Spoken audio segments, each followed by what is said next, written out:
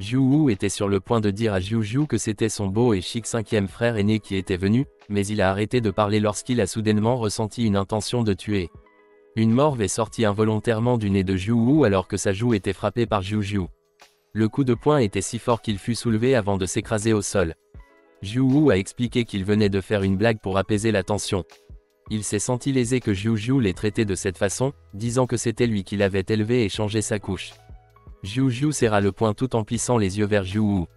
Elle a martelé Jiu Wu pour avoir dit des choses qui l'embarrassaient. Jiu Wu ne pouvait qu'admettre son erreur pour que Jiu Jiu arrête de le battre. Quelques instants plus tard, Jiu Wu s'éclaircit la gorge avant de dire qu'il devrait parler de choses sérieuses. Il dit alors que tous les maîtres des disciples étaient venus. Yao Qingxuan, son maître, Jiang Jingxuan, qui se trouvait dans le royaume immortel perfectionné, a demandé qui manquait. Et le maître de Yuan King, Lin Kai, qui se trouvait également dans le royaume immortel perfectionné, a demandé où les disciples avaient disparu et depuis combien de temps cela faisait déjà. Avant que Jiu Jiu ne puisse répondre aux questions, le maître de Changshu, Kai Yuan, a tenu les mains de Jiu Jiu. Il a spécifiquement demandé ce qui était arrivé à son Changshu. Jiu Jiu a dit à Kai Yuan que Changshu se dirigeait vers le nord la dernière fois qu'elle l'avait rencontré. Kai Yuan soupira. Il a ensuite déclaré que la vie et la mort étaient toutes prédestinées et que tout cela faisait partie des risques liés à l'entraînement d'amorçage. Il n'avait pas encore ascensionné pour devenir immortel, il ne pouvait donc pas se déplacer librement sur le continent nord. Kai Yuan a supplié tout le monde de l'aider à rechercher son disciple. Il a promis que s'il l'aidait, le petit Pictian lui en serait éternellement reconnaissant. Jiu Wu a dit à Kai Yuan qu'il n'avait pas besoin d'être poli parce qu'il faisait partie de la famille. Il a assuré à Kai Yuan qu'il l'aiderait à trouver Changshu. Jiu Jiu a informé Jiang Jingxuan et Lin Kai que Yuan King et Yao King Xuanya se dirigeaient vers le nord-ouest avec un général de la famille de Xuanya dont le nom était Yuan. Elle a ensuite exprimé sa réalisation que Yuan aurait pu comploter contre Xuanya. Jiang Jingxuan a suggéré qu'ils se séparent. Elle a dit que quelqu'un devrait aller chercher à l'extérieur, un autre au nord-ouest, et que le dernier groupe devrait se diriger vers le nord pour chercher Changshu. Lin Kai a demandé à Jiu Wu de chercher Changshu, disant que lui et Jiang Jingxuan pourraient s'occuper des deux autres zones. Plus tard dans la nuit, alors que l'éclat de la lune était au maximum, un feu de camp était la seule source de lumière dans l'espace sombre à l'intérieur de la grotte. Yao King Xuanya, qui avait déjà repris conscience, était assis près du feu de camp. Elle sentait que ses blessures étaient en grande partie guéries, mais elle ne comprenait pas pourquoi son cuir chevelu lui faisait mal. Lorsque Yao King a demandé s'il allait simplement attendre là-bas, Changshu a répondu que oui, mentionnant qu'il avait laissé les marques de la secte à de nombreux endroits dans un rayon de 150 km. Il a ensuite dit à Yao King qu'il avait également mis en place une formation qui dissimulait leurs traces à l'extérieur de la grotte. Il a dit que cela devrait les garder en sécurité pendant un certain temps. Changshu a expliqué à Yao King Xuanya qu'il devrait éviter de tomber sur les complices de Yuan King dont elle avait parlé.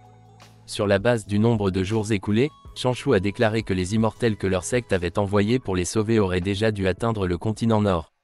Il a dit à Yao King Xuanya que si elle était toujours inquiète, il pouvait aussi faire un détour et marcher environ 15 000 km. Changshu a alors averti Yao King que s'il le faisait, il risquait d'avoir des ennuis. Yao King Xuanya a dit précipitamment qu'elle n'était pas inquiète. Changshu n'en dit pas plus, il regarda simplement Yao King Xuanya. Quelques instants plus tard, Yao King Xuanya se sentit soudain mal à l'aise. Elle se demandait pourquoi elle se sentait un peu vide, comme si un chat lui grattait les parois du cœur. Yao King Xuanya s'est alors dit que ce devait être parce que Changshu l'avait déjà sauvé 2 fois. Après un certain temps, Yao King Xuanya et Changshu attendaient toujours à l'intérieur de la grotte.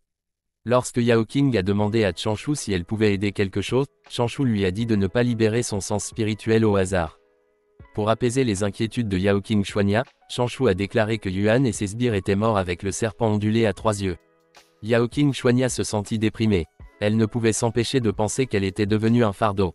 Pendant que Yao King Xuanya alimentait la flamme, Changshu l'a soudainement appelé. Il a presque qualifié Xuanya de toxique, mais il a pu rapidement corriger ses propos. Lorsque Changshu a dit à Yao King Xuanya qu'il avait une faveur à lui demander, Yao King Xuanya a rapidement dit à Changshu qu'il avait juste besoin de le dire et qu'elle le ferait.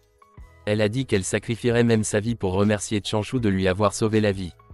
Changshu a dit à Yao King Xuanya qu'elle n'avait pas besoin d'être aussi sérieuse. Il a informé Yao King Xuanya que lorsqu'il reviendrait dans leur secte, elle serait certainement interrogée par les anciens.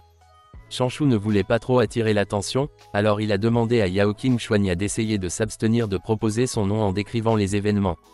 Chanshu a ensuite déclaré que son niveau de cultivation n'était pas élevé et que la seule chose pour laquelle il était bon était la technique d'évasion terrestre. Il a dit à Yao King Chuanya qu'on se moquerait de lui si cela était révélé. Chanshu était confus lorsqu'il remarqua que Yao King Chuanya le regardait, les yeux pleins d'admiration. Yao King Chuanya avait l'impression que Chanshu aidait les autres sans penser aux récompenses, qu'il ne recherchait ni la gloire et recherchait de tout cœur l'immortalité. Elle admirait le tempérament et l'attitude de Chanshu, pensant que c'était quelque chose qu'elle ne pouvait qu'espérer réaliser un jour. Yao King Chuanya a dit à Chanshu qu'elle comprenait parfaitement et qu'elle ferait ce qu'il disait. Chanshu était sceptique quant à savoir si Yao King Chuanya comprenait vraiment. Il ne pouvait pas ignorer le sentiment qu'elle avait quelque chose de mal, mais Chanshu la remercia quand même. Chanshu ressentit soudain quelque chose. Il informa ensuite Yao King Chuanya que les maîtres étaient arrivés. Les lumières convergeaient à l'entrée de la grotte. Jiu a immédiatement appelé Chanshu et Yao King Chuanya. Jiu était sur le point de demander quelque chose à Chanshu, mais elle a arrêté de parler lorsque Cai Yuan a crié le nom complet de Chanshu. Chanshu pensa que son maître était sur le point de recommencer à le frapper, mais son cœur était si chaud car il pouvait dire que son maître était très inquiet pour lui. Cai Yuan a réprimandé Chanshu pour être venu sur le dangereux continent Nord. Il a dit que si Ling ne l'avait pas réveillé, il n'aurait même pas su où aller pour retrouver le cadavre de Chanshu. Cai Yuan a demandé à Chanshu ce qu'il pensait et ce qui avait donné à un gamin comme lui, qui était dans le domaine de la formation de l'âme, le courage d'y venir. Il a ensuite demandé à Chanshu s'il avait essayé d'entraîner les autres avec lui. Yao King Chuanya n'a finalement pas pu s'empêcher d'intervenir. Elle a dit à Cai Yuan que ce qui s'était passé était en réalité tout le contraire, que c'était Chanshu qui l'avait aidé à plusieurs reprises. Chanshu a soutenu la déclaration de Yao King Chuanya, affirmant qu'il n'avait gêné personne. Il a ensuite informé Cai Yuan qu'il avait pénétré dans le royaume du retour du vide à cause de ce voyage d'amorçage. Cai Yuan a appelé Chanshu alors qu'il devenait ému. Chanshu regarda son maître, les yeux pleins d'anticipation. Mais au lieu de féliciter Chanshu, Cai Yuan lui a dit que cela faisait déjà 100 ans qu'il avait commencé à cultiver, et qu'il venait tout juste de percer. Il a ensuite fait remarquer à Chanshu que Yao King Chuanya était sa sœur cadette mais qu'elle avait déjà atteint la 4e étape du royaume du retour du vide. Lin Kai a ignoré Chanshu et Cai Yuan. Il a directement demandé à Yao King Chuanya si elle savait où se trouvait Yuan King. Yao King Chuanya a dit à Lin Kai que Yuan King était mort, puis a admis que c'était elle qui l'avait tué. Elle a demandé à Lin Kai de lui infliger une punition. Pour une raison quelconque, Lin Kai a demandé à Yao King Chuanya si elle avait personnellement tué Yuan King. Avant que Yao King Chuanya ne puisse répondre, Jiu est intervenue. Elle a d'abord demandé à Lin Kai d'entendre toute l'histoire de Chuanya. Lin Kai accepta, réalisant qu'il avait été un peu téméraire. Voyant que Lin Kai s'était éclairci la tête, Jiu a demandé à Yao King Chuanya de leur raconter toute l'histoire sans manquer aucun détail. Yao King Chuanya a reconnu les paroles de Jiu. C'était déjà le matin lorsque Yao King Chuanya finit de raconter au maître tout ce qui s'était passé. Lin Kai soupira. Il a pris la responsabilité d'avoir accepté un disciple comme Yuan King. Il a dit qu'il accepterait la punition à leur retour dans la secte. Chanshu ne pouvait pas croire que Yao King Chuanya avait réellement parlé toute la nuit. Il pensa que Yao King Chuanya aurait dû leur raconter toute l'histoire de la création. Soudain, Jiu a appelé Chanshu. Il a demandé à Chanshu pourquoi il n'avait pas collecté les toiles d'araignée des araignées à 3 têtes, même si celles-ci étaient des objets rares. Chanshu a informé Jiu que ces toiles d'araignée étaient difficiles à collecter après avoir été utilisées. Il a ensuite dit qu'il avait quelques nids d'araignées à 3 têtes comme animaux de compagnie dans le petit pic Chiang. Pour montrer son respect, Chanshu a proposé de donner un nid à Jiu à leur retour dans la secte. Chanshu a été choqué lorsque Cai Yuan lui a soudainement crié dessus. Cai Yuan a réprimandé Chanshu pour son avare. Il lui dit que si son oncle maître n'était pas venu le sauver, quelque chose aurait pu lui arriver. Cai Yuan a ordonné à Chanshu de garder un seul nid et de donner le reste à Jiu. Chanshu n'avait d'autre choix que d'accepter l'ordre de son maître. Peu de temps après, le groupe retourna dans sa secte.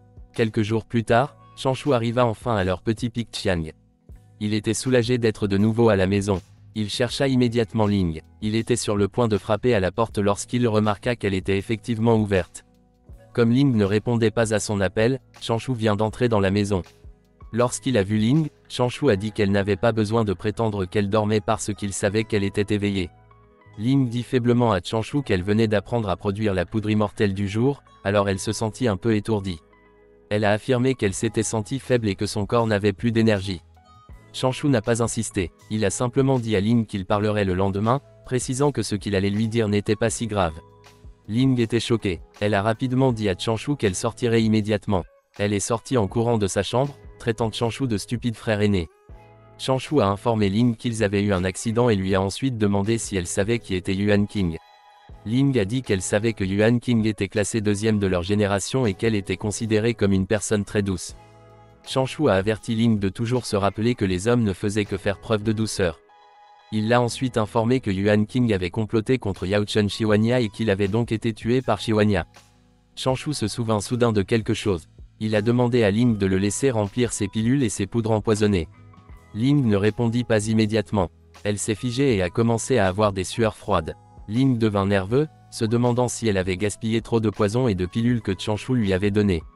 Plus tard dans la journée, à l'intérieur de la maison, Chanshu ne put s'empêcher de questionner Ling sur la façon dont elle avait utilisé plus de 80% des poudres venimeuses, sachant qu'elle n'avait combattu que quelques démons crevettes.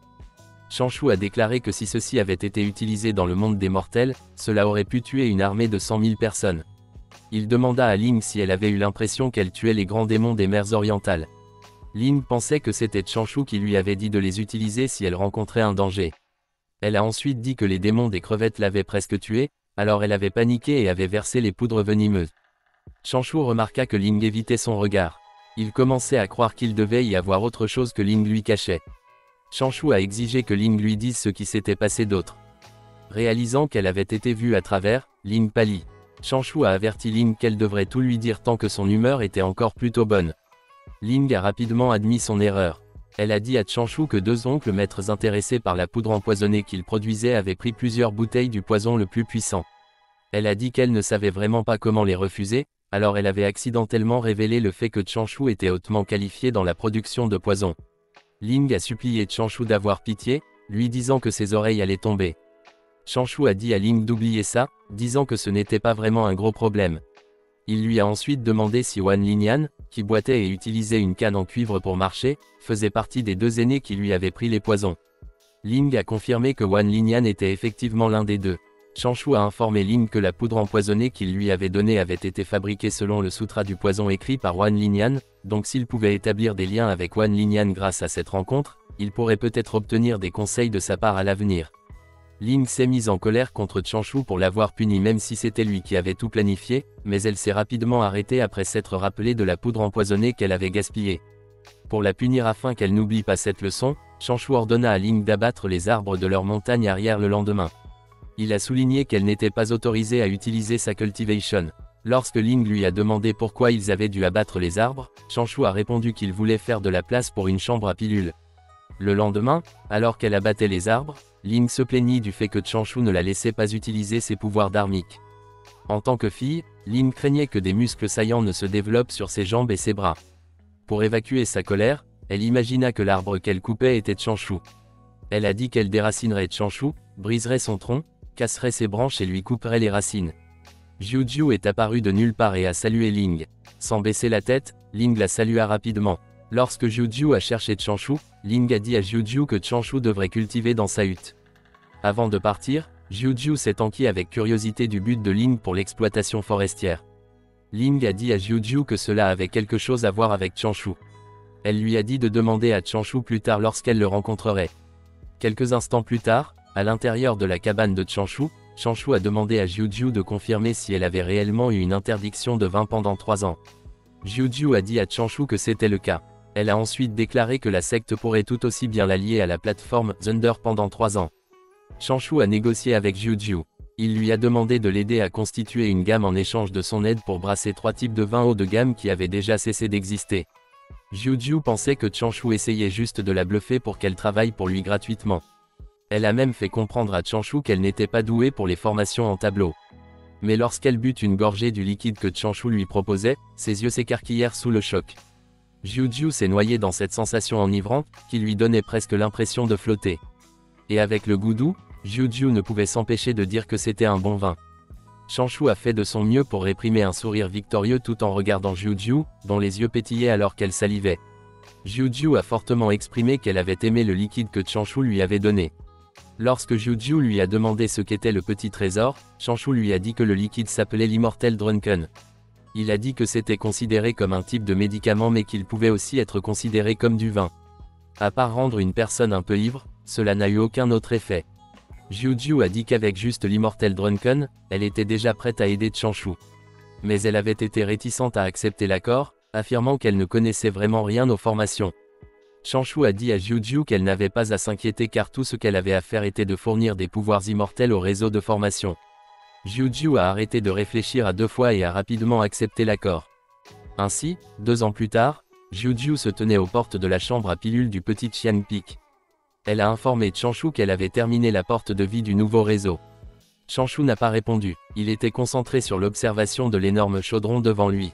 Jiujiu a exhorté Changshu à lui donner le Drunken Immortal de ce mois-là. Changshu a donné à Jiujiu l'immortel ivre. Il l'informa ensuite que dans 20 jours, il raffinerait une pilule immortelle plus difficile.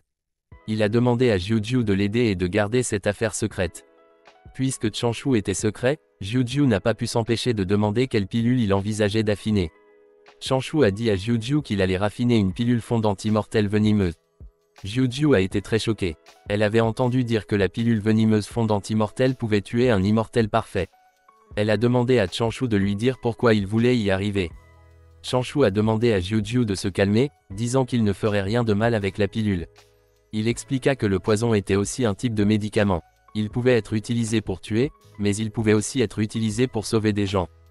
Pendant ce temps, à la périphérie du petit pic Qiang, Jiuwu et Jiuxi se sont faufilés. Jiuwu a exprimé sa réticence à se faufiler, mais Jiuxi lui a simplement dit que s'il n'était pas satisfait d'eux, il n'aurait qu'à les battre. Jiujiu s'est immédiatement rendu au petit pic Qiang dès qu'elle s'est réveillée, mais il ne l'avait jamais vu travailler aussi dur auparavant. Jiuxi pensait donc qu'il devait y avoir quelque chose qui n'allait pas là-bas. Jiuxi est le 4e disciple exalté de Wang Qing et Jiuwu est le compagnon Tao de Jiuxi. Jiuwu a demandé à sa chère épouse pourquoi il ne les avait pas approchés ouvertement. Jiuxi a dit à Jiuwu qu'il ne trouverait rien si Jiujiu savait qu'ils étaient là. Elle a ensuite dit qu'il devait être furtif et les prendre en flagrant délit. Jiuxi était sur le point d'avancer, mais Jiuwu l'a rapidement arrêté. Jiuwu remarqua le réseau de formation.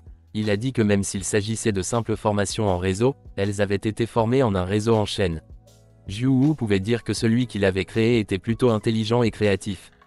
Il toucha ensuite un symbole lumineux avec son doigt. Jiuwu a demandé à Jiuxi de le laisser s'occuper de la formation puisque son accomplissement était dans le Tao des formations, tandis que Jiuxi se spécialisait dans la forge de trésors. 2 heures plus tard, Jiuxi a dit à Jiuwu qu'elle pensait qu'ils étaient revenus là où ils avaient commencé. Jiuwu est devenu déprimé. Il commença à penser que sa compréhension des formations de réseau était entièrement fausse. Jiuxi a essayé de consoler Jiuwu, lui disant qu'au pire, il pourrait simplement faire exploser la formation. Mais Jiuwu n'a pas écouté Jiuxi. Son doute de lui-même devint encore plus profond, se demandant s'il avait eu le mauvais Tao toute sa vie, et si sa cultivation du sutra de l'inaction était également mauvaise. Jiuwu est devenu tellement déprimé qu'il a commencé à douter de sa qualification pour être également le mari de Jiuxi. Jiuxi a eu peur lorsque Jiuwu a commencé à dire qu'il n'était pas assez bon puisqu'il ne pouvait pas briser le tableau. Quelques instants plus tard, une fumée dorée rampait sous les pieds de Jiuxi. S'exclamèrent-ils tous les deux alors qu'ils étaient entourés par la fumée dorée. Jiuxi a alors remarqué que l'espace autour d'eux commençait à se déformer. Il n'a pas fallu longtemps avant que la chambre à pilules de Changshu ne soit révélée. Ils étaient incrédules, sachant qu'ils n'étaient qu'à une centaine de mètres de l'entrée. À l'intérieur de la chambre à pilules, Changshu fut surpris de voir à quel point le réseau avait fonctionné. Il a décidé de laisser Jiuwu et Jiuxi entrer afin qu'ils aient également l'esprit tranquille. Changshu a alors dit à Jiuju qu'il était temps pour eux de commencer à raffiner. Jiuju est soudainement devenu confus. Ils allaient juste peaufiner une pilule, donc elle ne pouvait pas comprendre ce qu'il y avait dans la tenue de Changshu. Changshu a dit à Jiuju que ce sont des précautions nécessaires qu'ils doivent prendre lors du raffinage de pilules empoisonnées. Il expliqua que la combinaison du Dharma pouvait résister à des niveaux élevés de poison et que ses gants avaient également un attribut de dispersion du poison. Il a également préparé des pilules de désintoxication de haute qualité, des pilules régénératrices d'esprit et bien d'autres. Jiuju s'est demandé si les préparatifs de Changshu étaient trop intenses. Changshu a alors dit à Jiuju qu'il lui avait également préparé un décor. Jiuju était ravi que Changshu soit devenu si attentionné. Elle a immédiatement porté l'équipement de protection, demandant à Changshu en cours de route si elle le portait correctement. Pendant ce temps, à l'extérieur de la chambre à pilules, Jiuxi a déclaré que Changshu était plutôt beau et qu'il était assez bon pour Jiuju. Jiuwu était sur le point de dire quelque chose à propos de la formation, mais Jiuxi lui a dit qu'il pourrait simplement parler à leur retour, afin de ne pas déranger Changshu et Jiuju. Jiuxi pensa que Changshu avait également l'air assez fiable. Changshu était juste dans le royaume du retour du vide, mais elle pensait que ce n'était pas un problème. Plus tard dans la journée, Jiuju est retourné chez elle. Après lui avoir donné l'araignée qu'il voulait, Jiuju a réprimandé Jiuwu, lui disant d'arrêter de tuer les araignées que Changshu avait données. Jiuju ne pouvait pas s'empêcher de demander à Jiuwu s'il ne se sentait pas gêné de demander des choses à son petit chou tout le temps. En entendant Jiuju appeler Changshu petit chou, Jiuwu a été choqué. Il a ensuite déclaré qu'il n'était pas inquiet car Changshu pouvait être considéré comme une personne talentueuse et fiable de la jeune génération. Mais il a dit à Jiuju que ce serait mieux si elle s'habillait davantage et se maquillait. Il a même dit que Jiuju pourrait demander à sa sœur aînée de choisir des robes et d'affiner du parfum. Jiuju s'est sentie embarrassée, réalisant que Jiuwu pensait qu'elle et Changshu étaient ensemble. Elle a crié après Jiuwu, lui disant qu'elle n'était pas le genre de personne à s'en prendre au neveu disciple. Jiuwu était toujours sceptique. Il a demandé à Jiuju pourquoi elle se rendait si souvent au petit pic Qiang au cours des 2 dernières années. Jiuju a informé Jiuwu qu'elle avait seulement aidé à mettre en place des formations et à affiner certaines pilules. Elle a ensuite mentionné son accord avec Changshu, disant qu'elle avait aidé Changshu avec ses demandes en échange de bonnes boissons. Jiuwu a découvert que le réseau de chaînes avait été mis en place par quelqu'un qui n'était pas encore devenu immortel. Il comprit enfin pourquoi il n'avait utilisé que de simples labyrinthes et réseaux de piégeage. Jiuwu était étonné, sachant que Changshu avait utilisé son intelligence et le pouvoir immortel de Jiuju pour développer quelque chose comme ça. Bien que le talent de Lei Changshu ne puisse pas être considéré comme le plus haut niveau, il n'a quand même pu percer dans le royaume du retour du vide qu'après 100 ans. Jiuwu pense que devenir immortel ne devrait pas être un problème pour Changshu. Sorti de nulle part, Jiuju a demandé à Jiuwu de lui donner les 3 feuilles de jade qu'il avait toujours emportées avec lui. Ces talismans étaient les idées de cultivation de Jiuwu, donc il n'était pas d'accord. Mais Jiuju a toujours pris les talismans, sans se soucier de savoir si Jiuwu était d'accord ou non. Elle a ensuite donné à Jiuwu certaines des pilules empoisonnées que Changshu avait raffinées en guise d'échange. Jiuwu a crié à Jiuju, lui disant que les talismans étaient considérés comme des trésors secrets de leur lignée et ne pouvaient pas être donnés à n'importe qui. Jiuju a accusé Jiuwu d'être avare, disant que c'était juste un petit aperçu. Alors que Jiuju était déjà parti, Jiuwu regarda les bouteilles dans sa paume. Ses yeux s'écarquillèrent, voyant que les 2 bouteilles contenaient en fait des pilules pourrissant les os et des pilules meurtrières transformant l'âme. Il remarqua alors quelques mots sous les étiquettes, disant qu'il était rare de trouver un peu de paix sur le chemin de l'immortalité, de s'abstenir des richesses du monde et de conclure un gentleman's agreement. Jiuwu pensait que ces mots devraient être une façon pour Changshu de lui dire que la relation entre lui et Jiuju n'était qu'un échange et qu'il n'y avait pas de quoi s'inquiéter. Il réalisa que la raison pour laquelle Changshu avait dissipé les formations était parce qu'il l'avait découvert lui et Jiushi dans la formation. Jiuwu pensait que Jiuju n'avait pas remarqué les mots sur les bouteilles, et même si elle l'avait fait, elle s'en ficherait. Il croyait fermement que le message était destiné à lui et à Jiushi. Jiuwu se demandait si Changshu essayait également de lui dire d'agir comme s'il n'avait pas réalisé les anomalies sur le petit pic Qiang. Plus tard dans la journée, dans la nuit, Jiuwu s'est rendu au petit pic Qiang. Il a demandé à quelqu'un si les mots paix et gentleman's agreement signifiaient une réunion à 23h45. Une personne qui sortait de l'ombre a dit à Jiuwu qu'il avait raison. C'était en fait Changshu. Il a immédiatement montré son respect et a salué Jiuwu. Quelques instants plus tard, Changshu a demandé à Jiuwu d'essayer le vin sec du Gange qu'il avait brassé il y a quelque temps. Jiuwu ne s'est pas retenu. Il mangea et but comme si c'était le dernier. Changshu a alors dit à Jiuwu que s'il avait des questions, il pouvait simplement les lui poser ce soir-là, disant qu'il répondrait honnêtement. Jiuwu est allé droit au but. Il a demandé à Changshu pourquoi il n'avait pas eu peur qu'il ne se présente pas et pourquoi il avait cru qu'il ne le traînerait pas à la salle de punition pour y être interrogé. Changshu a admis qu'il n'en était pas sûr, mais il a dit qu'il savait que Jiuwu était une personne de vertu et de prestige, donc il ne rendrait pas la vie difficile à un disciple. Changshu a ensuite déclaré qu'il ne voulait pas attirer trop d'attention et qu'il était complètement fidèle à la secte immortelle du. Lorsque Changshu a dit à Jiuwu qu'il montrerait sa sincérité à travers ses actions, Jiuwu est devenu curieux de savoir ce que Changshu allait faire. Alors qu'il appliquait plus de force à ses baguettes, Changshu a demandé à Jiuwu de le surveiller. En utilisant uniquement une paire de baguettes, Changshu craqua sans effort la surface de la table. Il révéla ensuite son aura, laissant Jiuwu ressentir son niveau de cultivation. Jiuwu était choqué. En seulement 100 ans, Changshu avait pu atteindre ce niveau de cultivation. Il pensait qu'avec le talent exceptionnel de Changshu, il devrait être au moins parmi les 5 premiers. Après avoir confirmé le niveau exact de cultivation de Changshu, Jiuwu s'est exclamé, disant que Changshu était déjà sur la 5e étape du royaume du retour du vide. Changshu a alors déclaré qu'il avait déjà révélé ses secrets et qu'il espérait que Zhu croirait qu'il n'avait aucune pensée malveillante. Une fois le soleil levé, Zhu rentra chez lui. Il avait l'impression que Changshu cachait son niveau de cultivation pour éviter de causer des problèmes au petit Pic Qiang, qui manquait d'un soutien solide. Zhu a trouvé Changshu un disciple attentionné et bon. Alors que Zhu était déjà absent, Ling a demandé à Changshu s'il avait rattrapé leur maître et s'il était sur le point de devenir immortel. Changshu n'a pas répondu à la question de Ling. Il lui a juste laissé deviner son niveau de cultivation. Après avoir dissipé tous les malentendus, Changshu a continué à affiner les pilules avec Zhu. Avant d'ouvrir le four, Changshu a prévenu Zhu, lui disant de se préparer. Dès qu'il a retiré le couvercle, une brillante lumière dorée s'est rapidement échappée. Quelques instants plus tard, la lumière s'est rassemblée et s'est transformée en une pilule fondante immortelle. Changshu regarda la pilule tout en disant que le plan A pouvait être réalisé et qu'il était temps pour lui de préparer les plans B et C. Changshu alla immédiatement voir son maître. Il se tenait devant la porte de Cai Yuan, lui demandant s'il avait cultivé. Cai Yuan ouvrit la porte et salua faiblement Changshu. Changshu s'est excusé auprès de Cai Yuan pour l'avoir dérangé. Il a ensuite dit à Cai Yuan qu'il avait quelques questions sur la cultivation qu'il voulait lui poser. Changshu pensa que la tribulation céleste de son maître était vraiment proche, voyant qu'il avait du mal à méditer. Changshu et Cai Yuan se sont rendus dans un endroit du petit Pic Qiang avec un paysage naturel. Quand ils sont arrivés, Cai Yuan a demandé à Changshu de prendre bien soin de Little Qiang Peak et de Ling s'il ne survivait pas à la tribulation céleste. Changshu a crié après son maître, lui demandant pourquoi il disait de telles choses. Il a ensuite dit qu'il était sûr que son maître survivrait définitivement à la tribulation céleste. Cai Yuan a réprimandé Changshu, lui disant qu'il avait peur de la mort mais qu'il se retournait pour enseigner à son maître. Mais il soupira juste après, admettant que les paroles de Changshu avaient un sens. Il lui vint à l'esprit qu'il ne serait pas capable de surmonter les obstacles que le grand Tao lui poserait s'il n'avait pas confiance en lui. Après avoir repris confiance, Cai Yuan est devenu proactif. Il a dit à Changshu qu'il pouvait simplement demander tout ce qu'il voulait, disant qu'il prendrait ce temps pour guider correctement Changshu. Changshu a demandé à son maître de déchiffrer une strophe.